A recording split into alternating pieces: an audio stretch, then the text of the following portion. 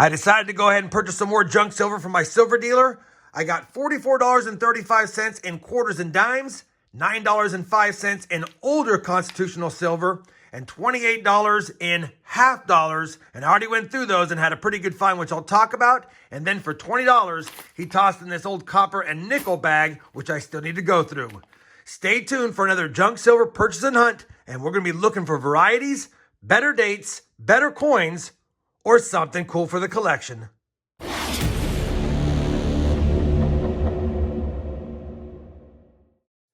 Hey everyone, it's RobFindsTreasure. Welcome back to my channel. I know many of you enjoy when I do my junk silver purchase and hunt videos, so figured I would go ahead and do one today. It's been a while, and typically I like to break these up into a couple of videos if I buy a lot. I will say in advance, I also bought $48 worth of Morgan dollars that I have to go through for VAMs, but that will be another video.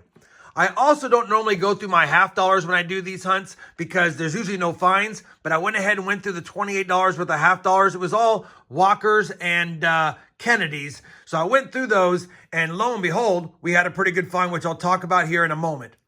That being said, many of you always ask what I pay for my junk silver, and it really depends on what it is. The whole junk silver purchase that I had here, not including the Morgans, was at 19 times face. I believe I got this bag at 18 times face, this bag at 22 times face, and this bag at 20 times face. And even though that these were a little bit higher, because there's so much in here, it averaged out to about $19 per every dollar of face value silver. So the plan here is to go ahead and cover what I found in the half dollars first. Then we'll go with the quarters and dimes and see if we have any better dates or varieties or anything for the collection. Then we'll go through this older constitutional silver bag, and then we'll finish off with this miscellaneous bag because I'm curious to see what's in here. It doesn't look like anything really fancy schmancy, but got Indian head cents, buffalo nickels, and other goodies. So I'm curious to see if there's any better dates or any ones I could use for my collection in better condition. Let me get this set up. We'll talk about what I found here in just a second. So the first thing we're going to go through is the half dollars. I had $19 worth of Kennedy halves and $9 worth of Walkers. The best Walker was the one I put on top. When I say best, it's not in great shape, but it is a 1920 Philadelphia. So I put that on top. Really nothing special about the Walkers. In going through the $19 or 38 different Kennedy half dollars, I was able to find a couple of DDOs. I gave one away on my stream the other night, but under the scope, I do have a 1964 Denver minted FS 101, and you can see there's clear doubling on the motto in God and especially on trust. Very nice example of a double die. Now this coin is not gradable because it's not in a high grade at all, probably a low mint state, maybe even a high AU. And just for those wondering, I have actually found several of those, including a really good submission right here with Tony. This was an N coin and it got an MS65. And what I like about this coin is PCGS decided to use it as one of their top examples. That coin right there is my coin right here. So very cool that I got one of the top pops or one of the better looking coins and they decided to put it on their page. Just wanted to point out that I found another one. I gave one away that was in better condition than this, and I'll probably use this one as a giveaway down the road. But either way, I always cherry pick my half dollars before I put them in my collection because you never know what you're going to find. And that was a nice pick along with the other one. That's all we got in the half dollars. Now that we've done that, it's time to move on to the big bag here, and we'll dump it out in a second and see what we got in it.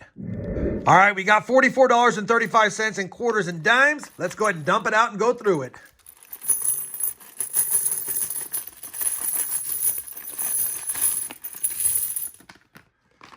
Oh, one hanging out in the bag. All right, we definitely have a nice little mix here of quarters and dimes. He did say a lot of this stuff is in tougher condition, like it's been cleaned and stuff. And as you can see, we definitely have some of that in here. He also said there might be some SLQs in here that are dateless. That's different than the SLQs he puts in here that should have dates. That being said, I think what I'll do first is just go through it and sort it by denomination and type. So we'll have the dimes set up here and the quarter set up here. And now I'm not expecting to find much in here. Mainly this is just for replenishing my stack a little bit that I've been using on the streams for giveaways. That way I can go ahead and see if we have anything for my book. I do need one silver quarter or a couple of silver quarters in one of my secondary books. So hopefully we can find that, and I'll bring that up if we do find it. But more importantly, I just want to stack it, see if we have any better dates or better varieties or even better condition coins. Let me get them stacked by denomination, and I'll be back in just a second. All right, we have got the bag sorted. That's the Mercury Dimes. That's the Roosevelt Dimes. That's the SLQs. And we actually had two that had dates, but one's a cleaned 1927 Philadelphia. And then one's a 1929, I believe, in rough shape. So I see why he tossed those in. And I will say in advance, there are a lot of cleaned 40s and 50s quarters in here. So I'll show some of them. This is why we don't clean coins. They don't look as nice. But that's the 30s. That's all the 40s, the 50s, and the 60s. And the nicest not cleaned quarter was this 1958 Denver in pretty nice condition. So I pulled it aside for now. What I'm going to do is go through all of the 60s for any type B reverses, type C reverses, any DDOs or DDRs. If I find any of that, I'll bring you back in. If I don't, I'm going to move right on to the 50s and do the same. And then if I don't find any in either, I'll give a recap of the nicest finds for the 50s and 60s. So for the 60s, we had two finds I decided to keep. One is this pretty nice tone 1964 Denver. Definitely in original condition with some toning. I'll definitely hold on to that. We also found a pretty nice 1960 Philadelphia Type B Proof Reverse FS 901. And you can see that the A is touching the leaf there. There's definitely a bigger gap between the E and S in states. And we have bolded tail feathers. And what happened here is they used the Proof Reverse die by mistake on the business strike coins from 1955 all the way to 1964 on Philadelphia Mint. And then also used the 65 clad reverse die on the 1964 Denver. We didn't find that, but we did find a Type B reverse. I do collect those, especially in decent shape like that one is. So two pretty good finds so far in the 60s. Now let's do the 50s. I'll be back with a recap in just a second. We finished the 50s. Nothing exciting except for that one nice 1958 Denver, which we'll get to in a second. And I just wanted to show you that a lot of the 50s and 40s are looking like this. These clean coins do not look good once they have wear compared to one that has a regular patina and wear on it. Looks much better than those. We'll get those in there. I did say that I had a nice 1958 Denver, and when I looked at my backup book, it is an upgrade. So I'll definitely be upgrading the 58D here in a second and move on to the 40s next. So we've completed the 40s now. We will have finally found, even though it's cleaned, a 1946 Denver, and we didn't have it in our backup book. We also have a slightly better condition 1948 Philly, and it does upgrade the one in the book, so I'll do that. And then we had four slightly better dates, a 1940S, a 42S, and two 49Ps. They're not in good enough shape to worry about the fact that they are a better date. In this condition, they don't fetch anything extra, but just wanted to point that out. Now that we've done the 40s, I got to plug in the two finds from them, and there's not many, but I'll be back with a recap of the 30s and the SLQs in just a second. So the 30s were quick. We do have three better dates, a 36D, a 37D, and a 39D, and a common 37P, but both of these will upgrade my 37s because the 37P is not that great and the 37D has damage. So we have two upgrades for the book and three better dates. The 36D is actually a super better date, but in this condition, not a better date at all. Now that we've finished the Washington quarters and I've already added the SLQs to the stack, time to move on to the dimes after I get those in the book. I'm probably just going to look for better condition Roosevelt dimes, and then of course we'll look for better date Mercury dimes, which are falling over. I'll be back in a second with a recap of the dimes. Well, I'm back a little early because I was sorting through the Roosevelt dimes and I noticed we had a lot of years in mint. So I went ahead and put them by year first, then put them by mint, and we actually have a full set here plus some extras. We have all the Philadelphia, Denver, and San Francisco mints for all the years that were minted from 46 through 55. And then we have the Philadelphia and Denver for 56 through 64. So because we have a complete set here, which I was not expecting, I'm going to go ahead and put all of them in a roll, except for I'll go through them and take the best of each year in mints because there are a couple of duplicates in here, and I'll make the best possible set. I think there's 48 total different Roosevelt dimes minted, not including any proofs. So I'll put them in here. It'll almost make a full roll, and that'll be kind of a cool little addition. I don't have a book to put them in, but that was unexpected and a lot of fun to go through.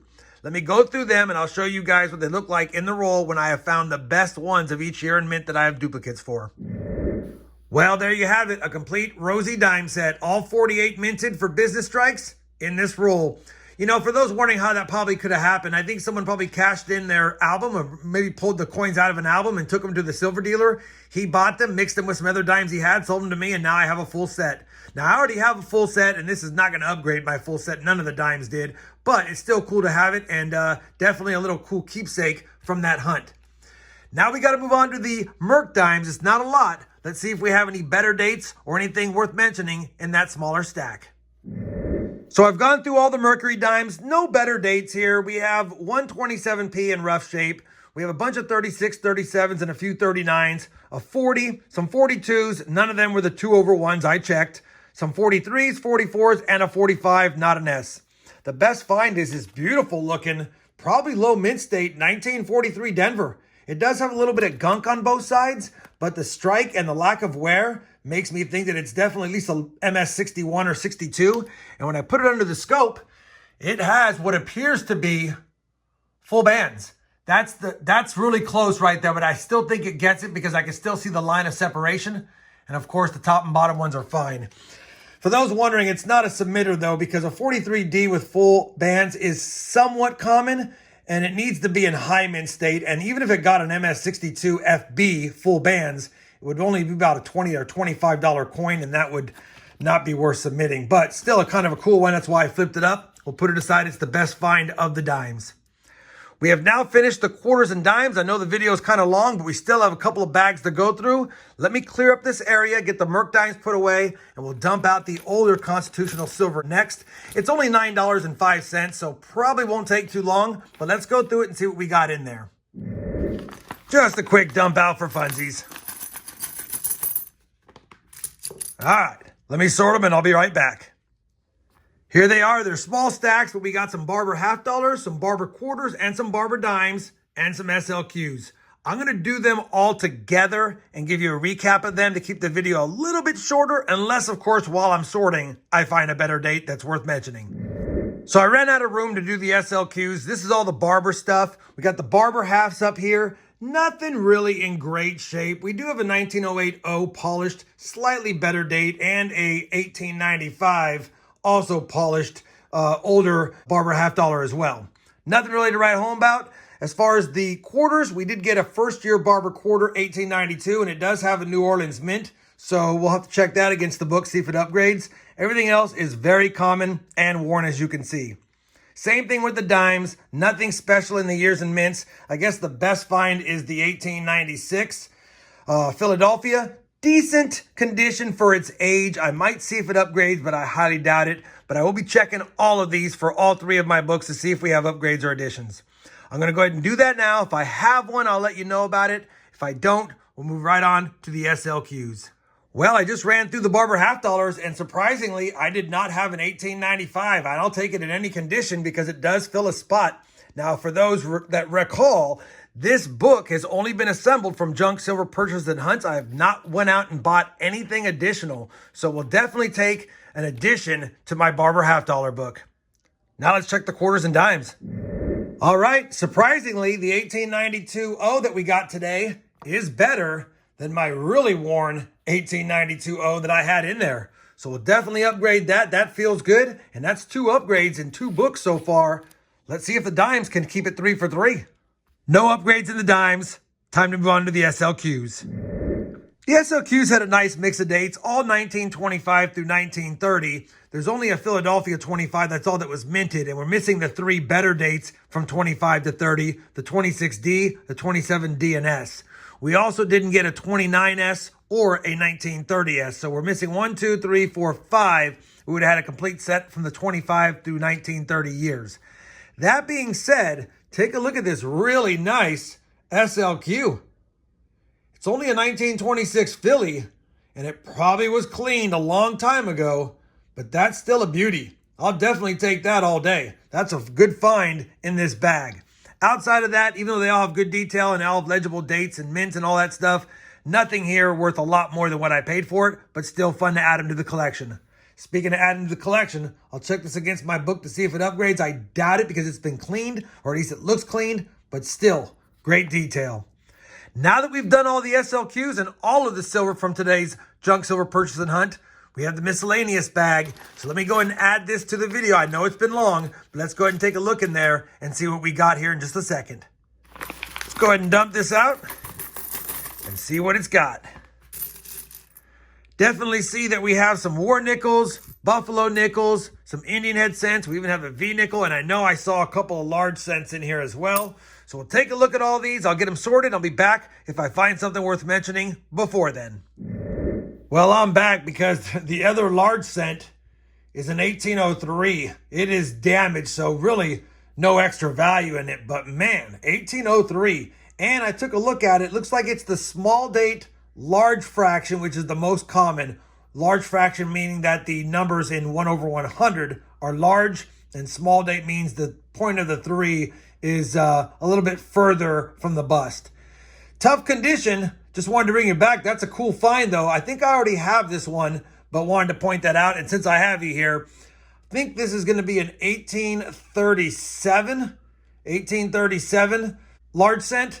And for those wondering, I took a look at the spacing of the letters, and it's definitely going to be the medium letters, the other common one. So a couple of common large cents, one in better shape, one cool find, but yeah, that's in rough condition. Either way, that's a good start. What else do we got? Okay, quick update on the nickels. We got 2V nickels, an 02 and 11, very common.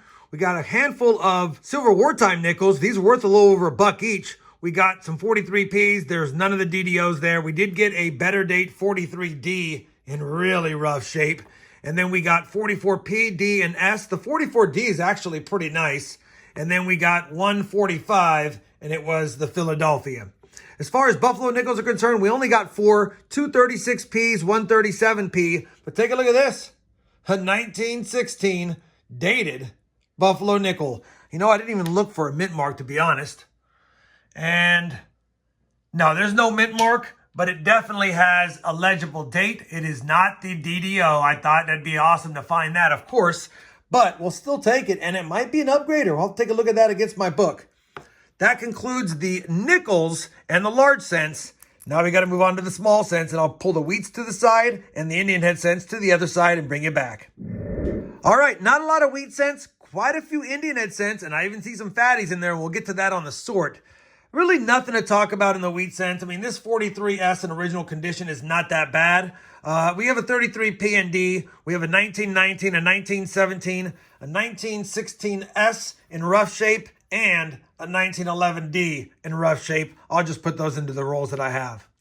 Now that we've done that, let me go ahead and take a peek at these Indian head cents and see what we got there. So here are all the Indian head cents. We didn't get any 1909s, no S mints, but we have 8, 7, 6, 5, 4, 3, 2, 1, and 1900.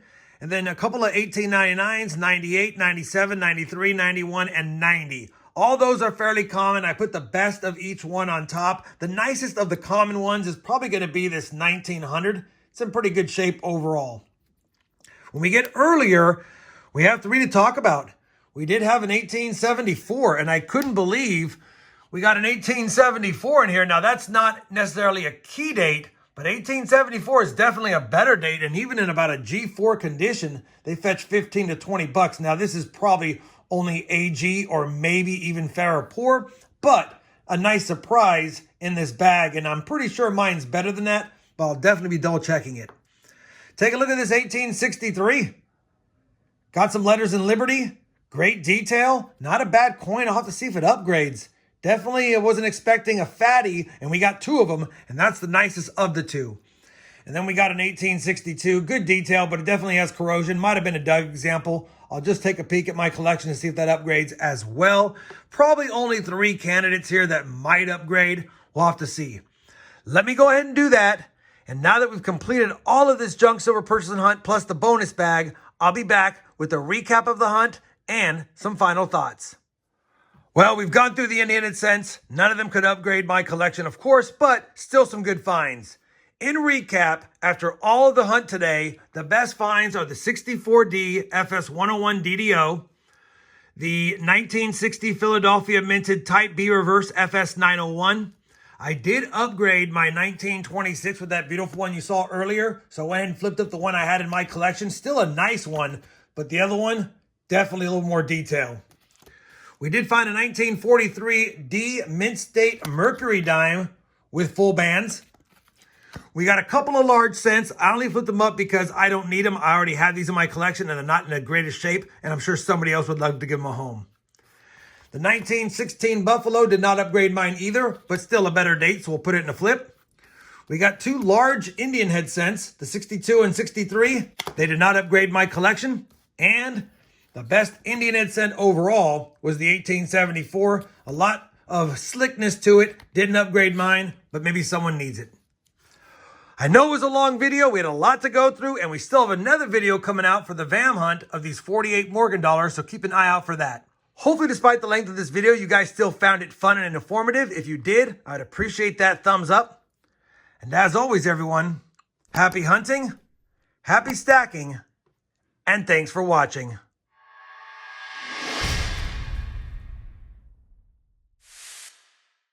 No, Silver Jar. This silver's for me. Hopefully, I'll find you some silver in some of my future hunts.